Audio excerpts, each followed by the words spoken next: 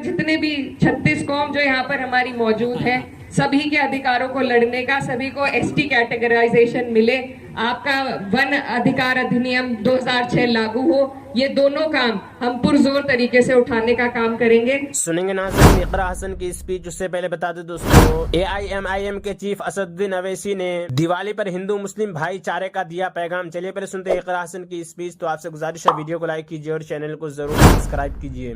उन्होंने कहा था कि जंगल में या तो शेर रहता है या वन गुज्जर रहता है।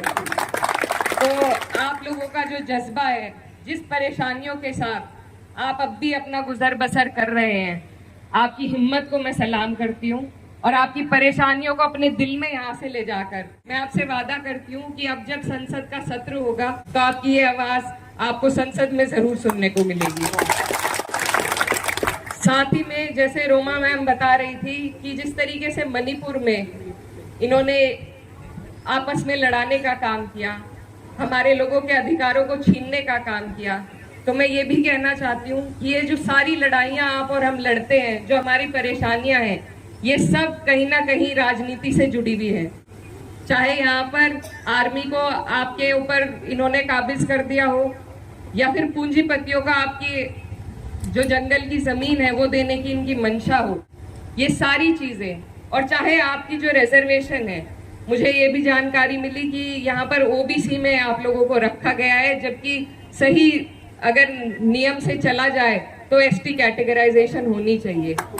लेकिन ये सरकार, आप बार बार देखते हैं कि विपक्ष जातीय जनगणना की आवाज उठाता है, ये जनगणना करना नहीं चाहते, ये किसी को सही अधिकार उनका देना नहीं चाहते। तो ये जो सरकार है, इसकी नीयत है, इसकी नीयत सिर्फ पूंजीपतियों के लिए, आपके हमारे लिए है ही नहीं।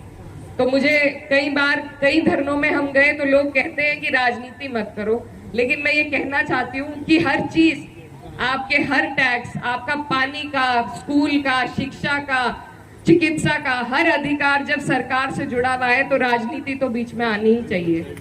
तो इसलिए आप लोगों से मैं ये कहना चाहती हूँ, जितने वक्त से मैं राजनीति में हूँ, होश संभाला है, तो हम जानते हैं कि बेहट के लोग, यहाँ पर ज्यादातर बेहट के लोग मौजूद हैं। आप लोग यहाँ पर भाजपा को तो उठने नहीं देते। आगे भी मेरी आपसे यही गुजारिश है कि 2 साल में यहाँ पर राज्य का चुनाव है, और अगर हमारी सरकार बनती है, मैं आपसे वादा करती हूँ कि आपकी ये जो अधिनियम है, वन अधिकार अधिनियम जो 2006 में हुआ था, इसको लागू कराने का काम आज नहीं तो 2 साल बाद, अगर आपने हिम्मत दी, ताकत दी, तो हम इसे कराने का काम करेंगे। और उससे पहले संसद में चाहे मंत्रियों से मिलकर बैठकर बात करना हो या संसद में खड़े होकर आपके लिए लड़ाई लड़नी हो, हम किसी चीज से कतराएंगे नहीं। आपकी इसी तरीके से, मेरा क्षेत्र दूसरा लगता है, लेकिन मुझे जानकारी है कि मेरे बड़े बुजुर्ग जो यहाँ बैठे हैं, मेरी माएँ बहनें जो बैठी हैं, मेरे लिए यहाँ से उन्होंने दुआ करी, और जैसे आपने दूर बैठे मेरे लिए दुआ करी, ऐसे ही दूर बैठे आपकी फिक्र मेरे दिल में है। तो इंशाल्लाह मैं आपसे वादा करती हूँ कि वन अधिकार न सिर्फ वन गुजरों के, पर जितने भी 36 कौम जो यहाँ पर हमारी मौजूद है, सभी के अधिकारों को लड़ने का, सभी को एसटी कैटेगराइजेशन मिले, आपका वन अधिकार अधिनियम 2006 लागू हो, ये दोनों काम हम पुरजोर तरीके से उठाने का काम करेंगे। और मैं मुन्नी लाल जी को कहना चाहती हूँ कि मैं क्योंकि नई हूँ और इमरान मसूद साहब पुराने हैं, उनको जानकारी ज्यादा है, लेकिन मैं आपके साथ बैठना चाहूंगी, घंटा 2 घंटा 3 घंटा, आप मुझे तफसील के साथ सारी समस्याओं से अवगत कराएं, और मैं पूरी कोशिश करूंगी कि जिस तरीके से आप बताएंगे उसी ईमानदारी के साथ मैं भी आपकी लड़ाई लड़ूं। बहुत आपने मुझे यहाँ बुलाया, मुझे बहुत। हसन की स्पीच सुनने के बाद आप अपनी राय में क्या कहना चाहते हैं, वो कमेंट बॉक्स में जरूर बताएं। बच्चा पैदा होने की रस्मों का बयान। ये जरूरी समझा जाता है कि जहाँ तक हो सके बच्चा बाप ही के घर होना चाहिए, जिससे बाज वक्त पैदा होने के करीब जमाना में पहुँचने की पाबंदी में ये भी तमीज नहीं रहती कि ये सफर के काबिल है या नहीं, जिससे बाज औकात कोई बीमारी हो जाती है, हमल को नुकसान पहुंच जाता है, मिजाज में ऐसा तगय्युर और तकान हो जाता है कि उसको और बच्चे को मुद्दत तक भुगतना पड़ता है। बल्कि तजुर्बा कार लोग कहते हैं कि अक्सर बीमारियां बच्चों को ज़माने हमल की बेइख्तियार तवोलों से होती है। गर्ज के 2 जानों का नुकसान इसमें पेश आता है।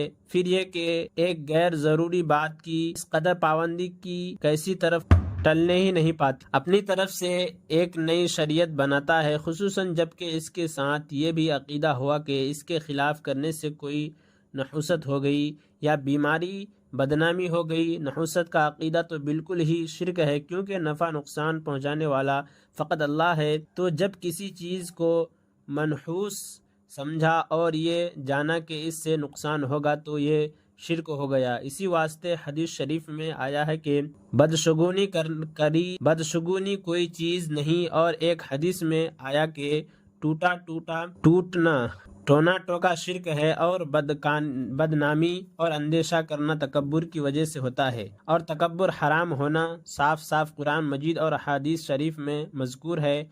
और अगर खराबियाँ और परेशानियां इसी तंगो नामूस ही की बदौलत गले का हार हो गई। बाज़ जगह पैदा होने से पहले थाल यानी सूप या छलनी में कुछ अनाज और सवा पैसा मुश्किल कुशा के नाम का रखा जाता है। यह खुला हुआ शिर्क है। और बाज़ जगह यह दस्तूर है कि जब औरत पहल हामला होती है, कभी 5वें महीने, कभी 7वें महीने, कभी 9वें महीने को गोद भरी जाते हैं, यानी 7 किस्म के मेवे एक पोटली में बांधकर हामला औरत की गोद में रखी हुई और पंजरी और गलगले पुकार कर तज़कार करती है, और जिसका पहला बच्चा ज़ाय हो जाता है उसके लिए यह रस्म नहीं होती। यह भी खाह मखवाह की पाबंदी और शगुन है, जिसकी बुराई जा बजा बढ़ चुकी हो और बाज़ी जगह ज़ौजा के पास तलवार या छुरी हिफाजत बलियात के वास्ते रख देती है। यह भी महज